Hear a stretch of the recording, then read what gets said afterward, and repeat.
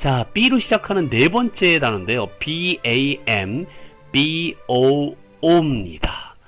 자, 이 A 발음은요, 주로 에 발음이 난다라고 그랬고요. 네, 그렇게 되면은 뒤에 있는 O는 방금 브룸스틱에서 하셨던 것처럼 우 발음이 나오니 BAN까지만 읽으시면 BAM이 되고요.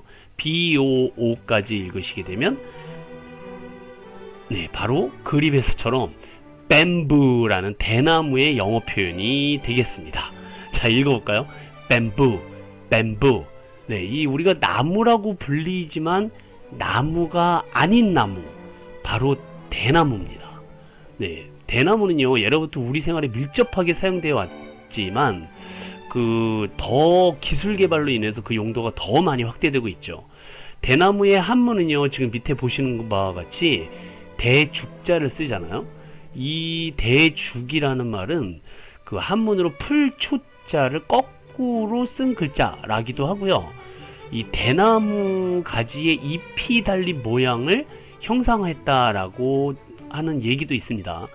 한글에서는 왜 이 나무를 대나무라고 하느냐, 제가 좀 알아봤더니요, 한자에서 유래됐다는 썰도 있고요, 옛 우리말에 천정에 닿을 정도로 키가 크다, 닿다의 닷이라는 글자가 변형돼서 천정에 닿는 나무, 대나무 이렇게 변형됐다라고 하는 썰이 있어요.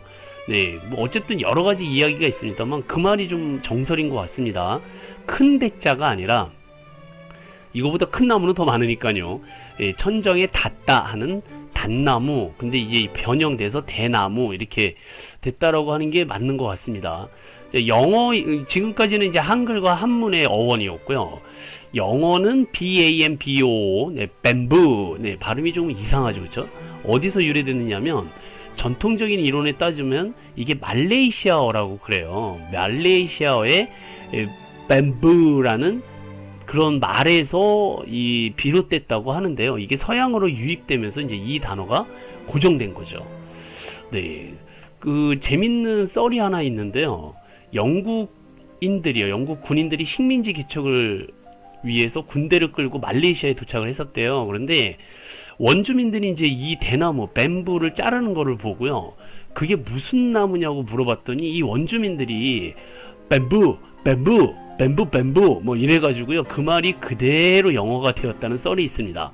뭐 예를 들어가지고 우리나라에 만약에 영국 군인들이 처음에 왔다면 딴나무 뭐 이랬겠죠. 그러면 그게 영어가 됐을 수도 있을 거라는 생각도 듭니다.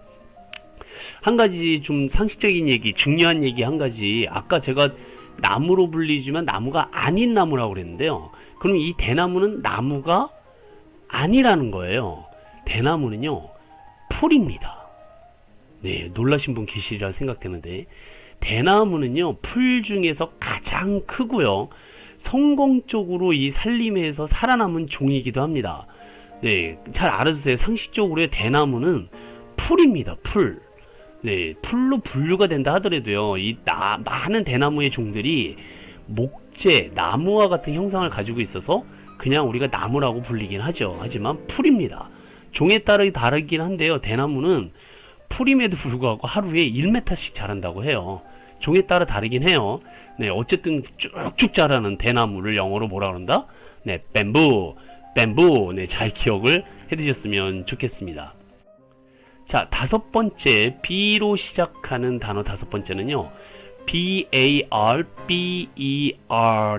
그러면 BAR까지 끊어 읽으실 수 있겠죠. 그러면 중간에 이렇게 R이 오게 되면 혓바닥을 커버리시라고 했어요. 네, 그러니까 bar 이렇게 꼬부리셔야 돼. bar. 그 다음 BER에서 ER은 해서 발음이 난다라고 그랬으니, 네, 두 단어를 합쳐서 읽게 되면 barber가 되겠죠. 자, 어쨌든 R 발음이 혀를 꼬부린 채로 읽어야 되는 거기 때문에 빠르게 좀 지나가긴 합니다. 그래서 한국어로는 R 발음이 없기 때문에 빼고 써줘요. 그래서 barber, 네, 이런 발음이 됩니다. barber, 바보? 네, 자, 어쨌든 barber는 이발사라는 뜻이에요. 네, 여러분들이 생각하고 알고 계시는, 네, 면도도 해주고 머리도 깎아주는, 네, 이발사를 얘기를 해요. 지금은 다 대부분 미용실로 바뀌었지만 어쨌든 간에 아직도 명맥을 이어가고 있습니다. 굉장히 이 전통적인 모습의 이발소들을 많이 보실 수가 있으세요.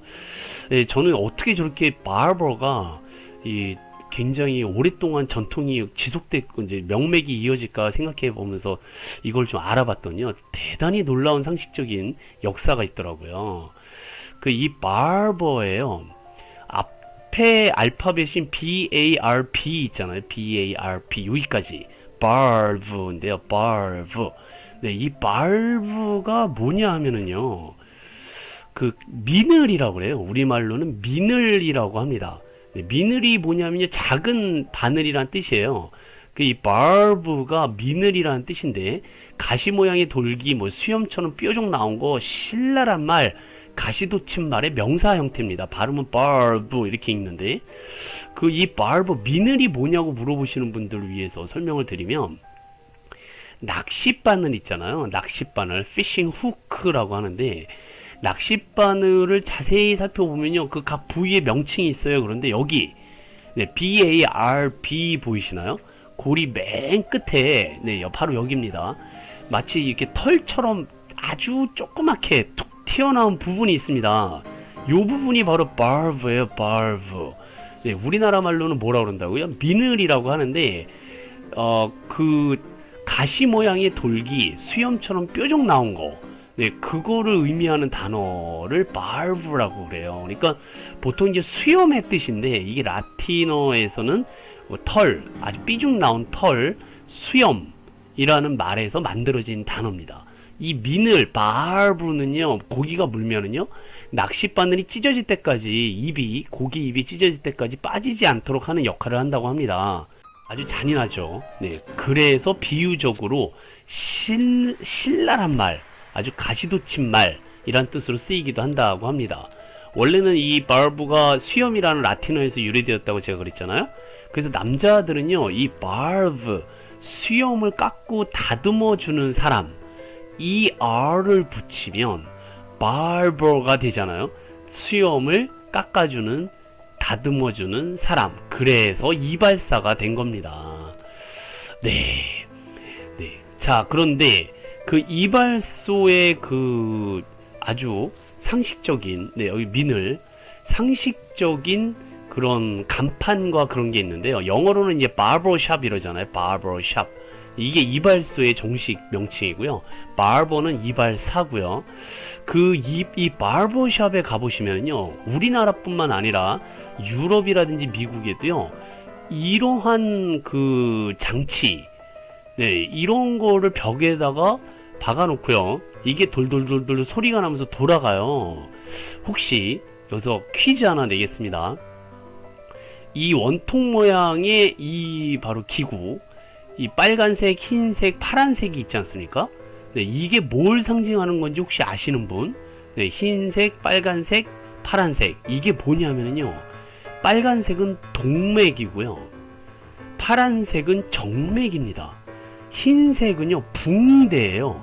동맥, 정맥, 붕대. 아, 굉장히 이상하죠, 그쵸?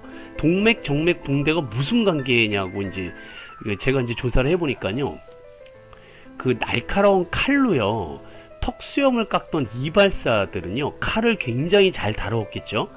그래서 이 이발사들이요, 간단한 수술도 했다고 해요. 그러니까 그 당시에 중세시대 때 외과 의사의 역할까지도 했다라는 거예요. 그래서 여기서 동맥, 정맥, 붕대라는 외과 수술도 한다라는 표시로 이런 장치를 벽에다 붙여놨다고 그래요. 중세 유럽 사람들은 이빨을 뽑을 때도 이발소나 대장간으로 갔다고 하니까 굉장히 당황스럽기도 하죠. 사실 중세 시대 때 전문 외과 의사들이 존재했었어요. 근데 이들은 그 귀족이나 부유한 사람들의 자녀였기 때문에 대부분 가난한 국민들은 비싼 의료비를 감당할 수 없어서요, 아주 싼 가격에 그런 외과 치료를 해주는 이발사들에게, 네, 외과 치료를 받았다고 합니다. 아, 대단한 역사가 갖고 있죠. 근데 이에 이 이발사들이 외과 수술을 하니까 진짜 외과 의사들은 돈을 못 벌잖아요. 그래서 이 전문 외과 의사들이 자기네들끼리 학원과 학교를 세우고 학생들을 가르쳤고 그것이 의과대학의 출발이 되었다고 합니다. 게다가 자신들의 정식학교를 졸업했다는 의미로 그 외과 의사들이 이 삼색 등을 바깥에다가 내걸었다고 그래요. 네, 그러니까 원래는 이게 외과 의사, 전문 외과 의사들이 설치했던 등이라고 합니다. 아이러니하게도 이 삼색 등은요, 이발사들의 전용물이 된 거고요. 의과대학은 이제 이런 표시를 없앴던 거죠. 그쵸? 그냥 건물을 세우고 워낙 커지니까. 어쨌든 이발사들도요, 이런 외과 수술을 같이 했기 때문에 지금 이 이발사들이 흰 가운을 입는 이유가 거기서 유래됐다고 합니다. 네, 의사들이 흰 가운 입고 이발사분들도 흰 가운을 입잖아요. 네, 그게 왜냐면 외과 수술을 했기 때문에 그렇다고 그럽니다. 아, 대단한 바버샵의 유래를 오늘 설명을 드렸습니다. 잘 알아두시고요. 이 나중에 퀴즈 프로그램이나 이런 거 유퀴즈 이런 데 나오면 척척 맞춰주시면 정말 공부하신 보람이 생기시겠죠.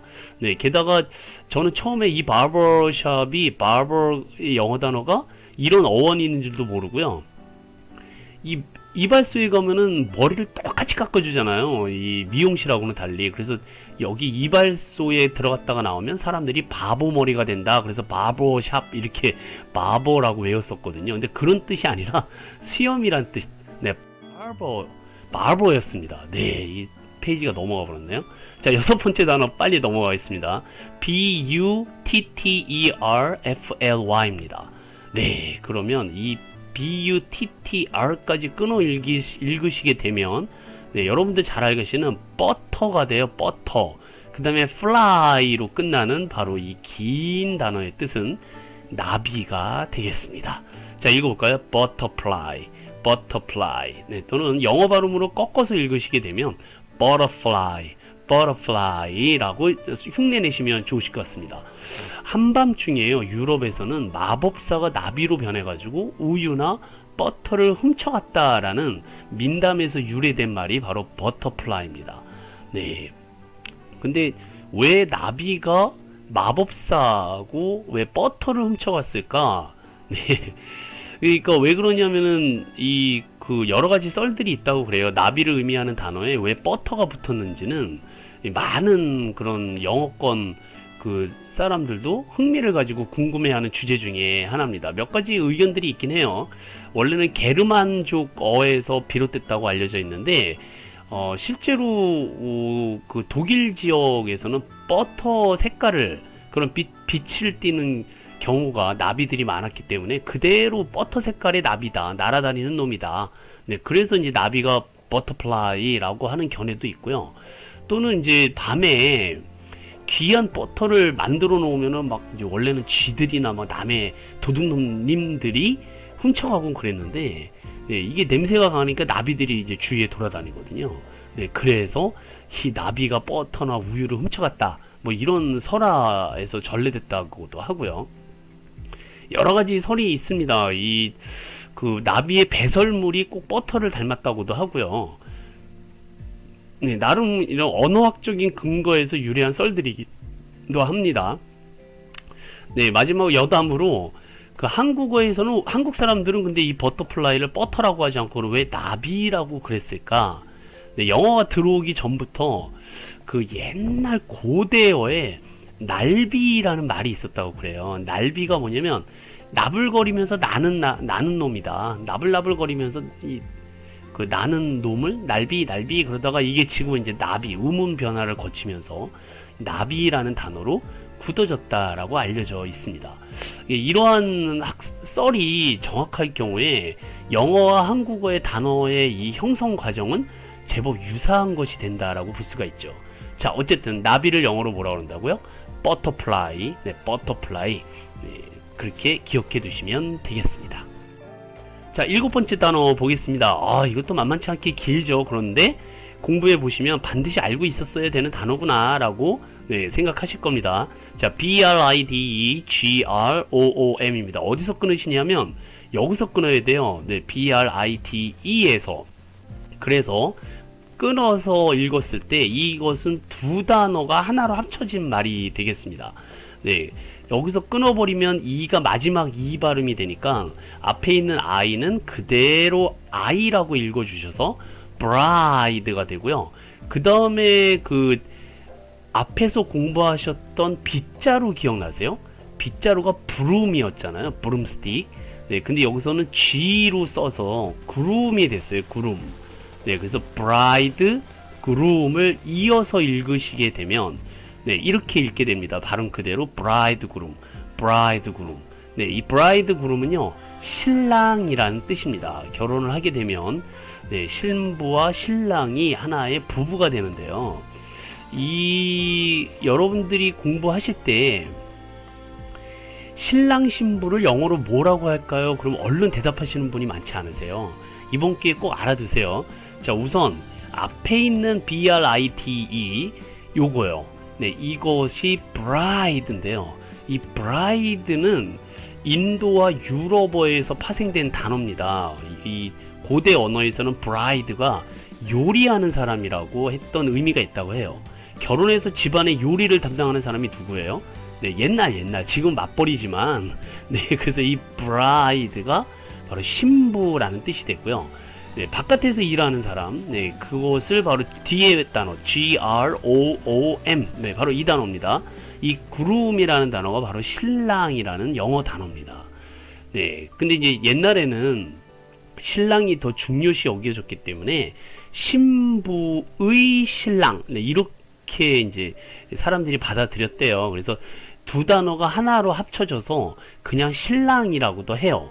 두 단어를 분류시키면은 신부와 신랑이 되고 합치면 그냥 신랑이라기도 합니다. 구름이라는 이 단어는요, 그 남자나 사나이를 얘기를 해요. 이제 유럽 언어, 고대 언어에서. 네, 그래서 브라이드의 남자, 구름이라는 뜻입니다. 그래서 신랑이 됩니다. 자, 어른이 성년이 된 이 남자와 여자가 만나서 서로 사랑을 하죠. 그리고 결혼을 하면 남자는 바로 구름이 되고요. 여자는 브라이드가 됩니다. 네, 그렇죠. 이분이 브라이드, 이분이 구름이 되죠. 결혼을 하니까 남자는 구름 위에 탄 것처럼 아주 기분이 좋거든요. 네, 신부는 슬퍼요. 자기 인생을 이 남자한테 맡겨도 되나? 또는 부모님을 떠나는 것이 너무 슬퍼서 네, 아주 통곡을 합니다. 그죠? 그래서 브라이드. 이분은 원하던 아리따운 여성을 부인으로 맞이했으니 구름 위를 둥둥 떠다니는 것처럼 그래서 구름이에요. 네, 신랑이 믿거나 말거나. 어쨌든 전혀 모르던 남자와 여자가 하나의 가정을 이루는 초기 단계를 바로 이제 브라이드와 구름 상태라고 그러고요. 이 용어도요, 허니문 기간이 가기 전에 이미 한 달, 두 달 정도 지나면요, 신랑 신부라는 말이 사람들이 입속에서 서서히 사라지기 시작합니다. 네. 이런 말씀 드리면 모르겠지만, 네, 이 두 부부의 구름 같은, 그런 꿈 같은 신혼은 3개월이면 끝나죠. 그쵸? 이제 치열한 삶의 현장 속에서 서로 살아가느라고 정신 없어집니다. 자, 일단 그래서 이 신랑과 신부는요, 일정 기간이 흐르면 부부로 호칭이 변경돼요. 각각 명칭이 바뀌게 돼요. 어떻게 되면은 브라이드는 와이프로 바뀌게 되고요. 구름은 허즈번드로 바뀌게 됩니다. 네. 자, 그래서 남편이라는 단어와 구름이라는 단어는 발전 관계라고 보시면 좋으실 것 같아요. 네, 물론 이제 브라이드도 마찬가지고요. 브라이드가 이제 좀 그 시간이 흐르면 와이프가 되고요. 구름이 시간이 되면 허즈번드가 됩니다. 네, 허즈번드의 허즈는 하우스의 고대어고요. 번드는 주인이란 뜻이에요. 집주인이란 뜻이니까 네, 그 단어가 지금의 모습으로 남편이 된 거죠. 네, 지금은 내 편이 아니라 남편이 되는 겁니다. 구름일 때만 브라이드의 편이고요. 네, 허즈번드가 되면 평생 남의 편이 됩니다. 내 편은 되지 않아요. 네, 뒤지게 패야 되겠죠. 그쵸? 자, 그래서 와이프와 허즈번드가 같은 또 단어가 되고요. 이 두 사이를 우리는 한마디로 couple, 커플이라고 해서 부부라고 얘기를 합니다. 자, 서로의 의무와 책임을 다해야 하는 브라이드와 구름. 네, 브라이드 구름을 꼭 기억해 두셨으면 좋겠습니다.